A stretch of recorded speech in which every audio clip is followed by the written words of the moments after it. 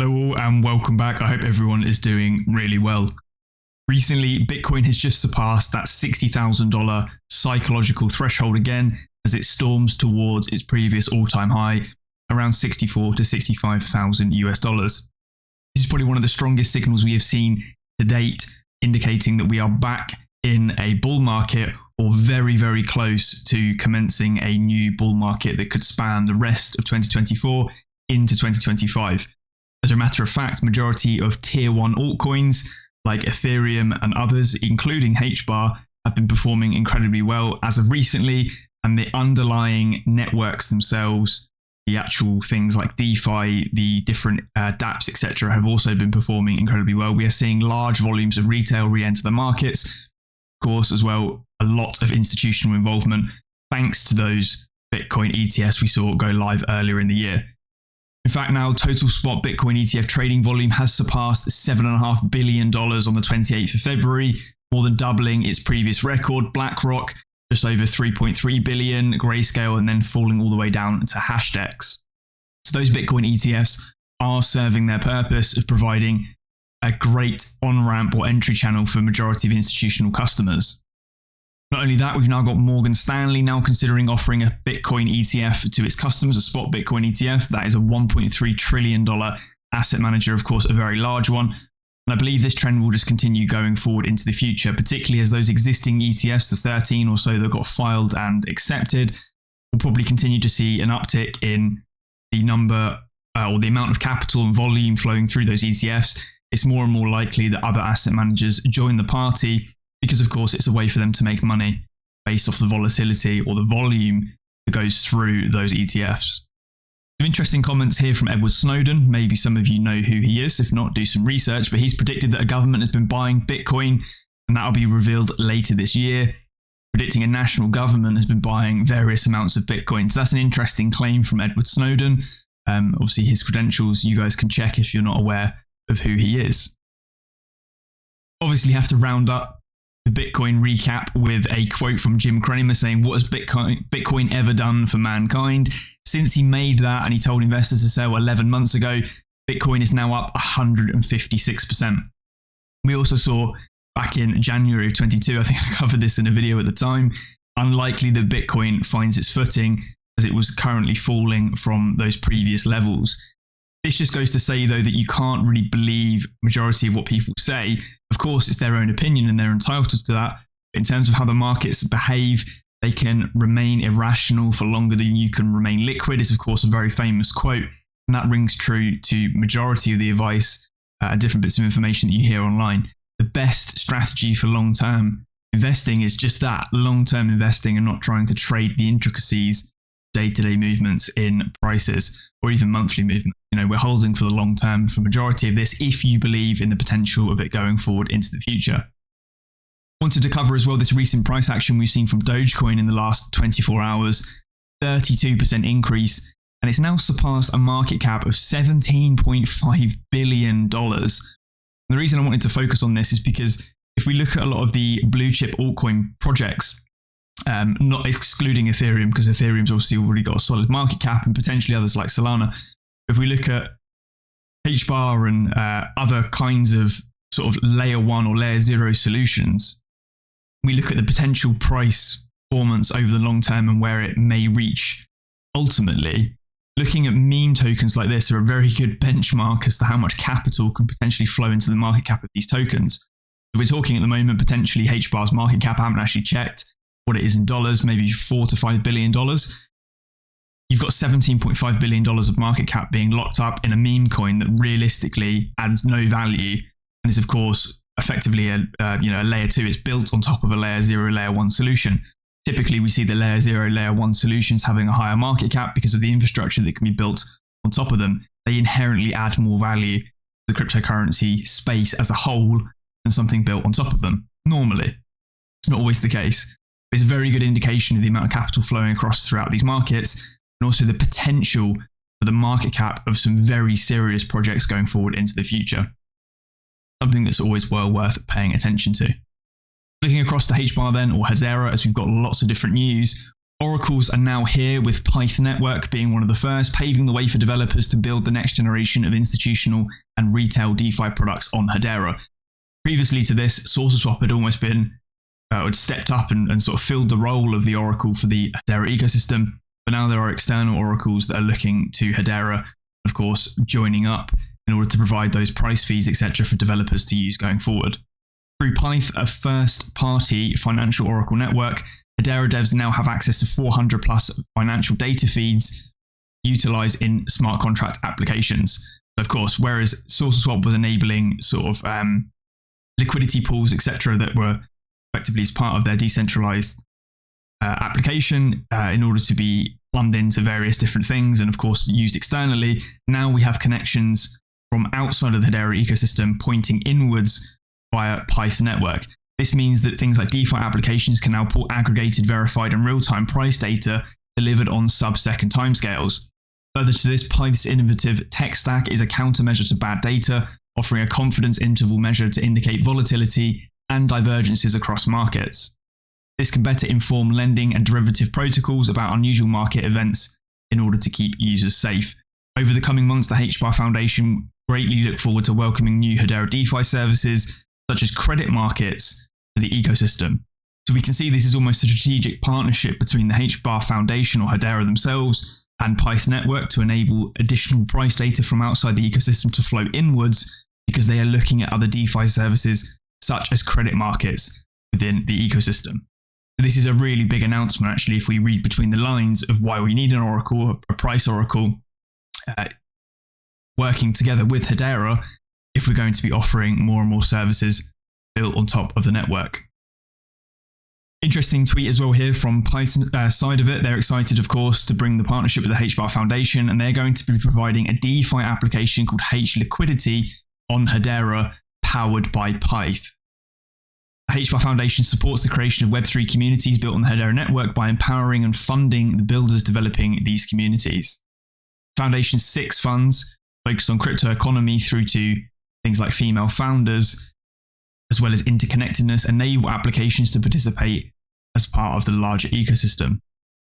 So Pyth data on Hedera will effectively deploy price feeds and Pyth benchmarks for the DeFi ecosystem. It offers an expansive suite of over 400 real-time price feeds, and developers can permissionlessly access any of those. As a matter of fact, Swisscoast, already the first DeFi app using Pyth data, of course built on top of Hedera. 𝗟𝗜𝗦𝗖𝗟𝗔𝗜𝗠𝗘𝗥 is then a decentralized borrowing protocol that enables and allows you to draw interest-free loans against HBAR. Loans are paid out in HCHF, a CHF pegged stable on-chain currency, and must maintain a minimum collateral ratio of 110%. We've got more and more lending where traditional finance meets decentralized finance coming to Hedera. Summarizing what we've seen across the developments on Hedera, then, actually quite a good quote or tweet here from HBAR🡪🡪. We've got DEXs, SourceSwap Labs, HBAR Suite, IDO launchpads, NFT marketplaces, launchpads, social finance, sustainability, wallets, hardware wallets, sports gaming, bridges, and more. Of course, more and more keeps coming to Hedera, and Hedera are now reaping benefits of what they had sown during the bear market, which is, of course, continuing to build quietly. Now it is all coming into fruition. We also now have a new Hedera Governing Council member. Hedera are excited to announce the leading digital asset trust and security company BitGo has joined Hedera's council, bringing with it a decade of experience in Web3 to support innovations and invest in the future of the Hedera network. 1,500 institutional clients globally across 50 nations. BitGo's customers include Fortune 100 brands, over 200 crypto exchanges, governments, hedge funds, asset managers, venture capital firms, market makers, pension funds, and ultra-high net worth individuals. We see significant future product opportunities in the context of real-world tokenization. I don't know how many times I've been banging the drum on real-world asset tokenization and how important it is for a frictionless sort of financial system going forward into the future. And cryptocurrency is one of the few tools available that solves majority of the dilemma and trilemmas associated with RWA. Settlements and payment verticals within Hedera. We look forward to seeing how this new partnership with BitGo brings value to the Hedera ecosystem and Web3 as a whole through our collaborative and continuing effort to deliver real-world value to users enterprises and institutions using DLT. And that is actually one of the differentiating factors of Hedera as a layer 0/layer 1, is they have a continued effort. It is a 100-year company vision, of course, from Mance and Lehman, to deliver real-world value to users, enterprises, and institutions using DLT. They're not here to make a quick buck. They'll never discuss price, etc. In fact, we had comments recently from the CEO of Swells Labs now, talking about how they can't share bits of information, etc., if it's full of rocket emojis, etc., and talking about price, because it is a massive conflict of interest in what they are able to do legally. And of course, they take that very seriously. Hedera is a serious venture and a serious company running it. Hashack Wallet then. Many of you have been asking me on various different platforms to take a quick look at this and what my thoughts on it are. I thought I'd run through the Hashack Wallet light paper as it's now finally been released. So Hashack effectively are looking to launch a PAC token via a series of NFTs first to raise capital.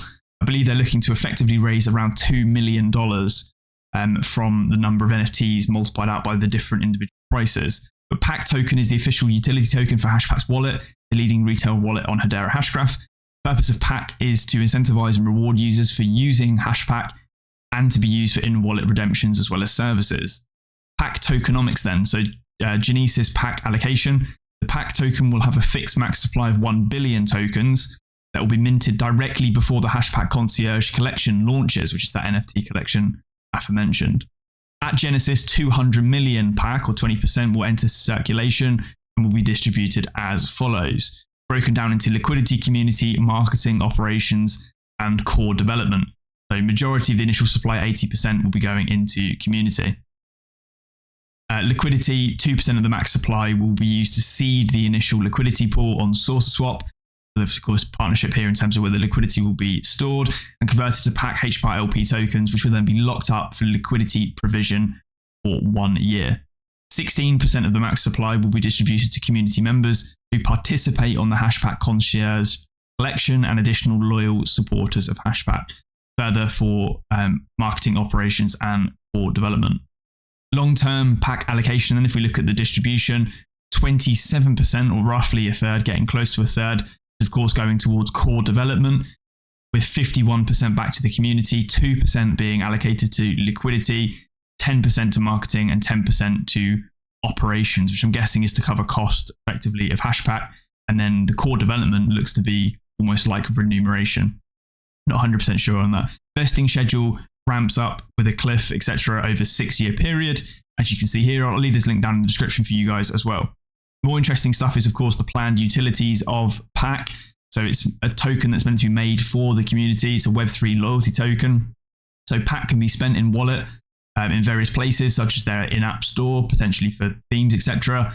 You can also use it for collaborations within the community and other projects. Hashack has always been a community-minded team. PAC will also be used for future features and services which are yet to be announced, with a focus on improving the user experience within the wallet. Some more information about PAC Genesis. And of course, you've got the initial NFT offerings. So there are 3 different tiers of NFT, very similar to how SourceSwap effectively launched.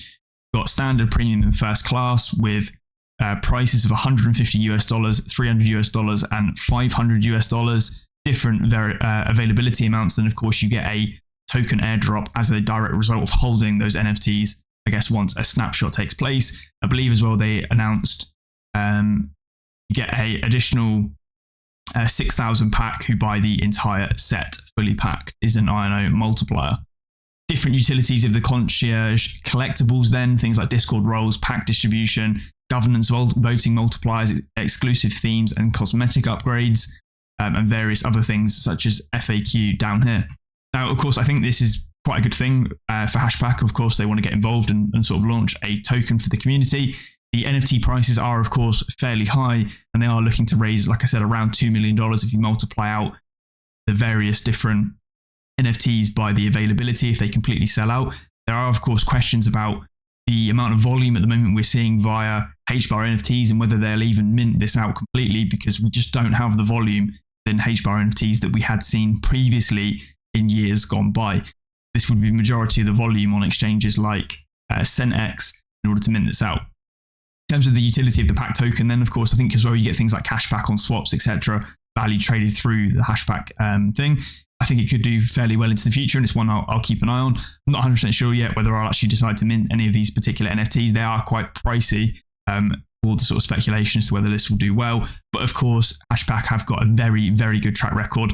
I've been talking about them since 2021, I think, roughly.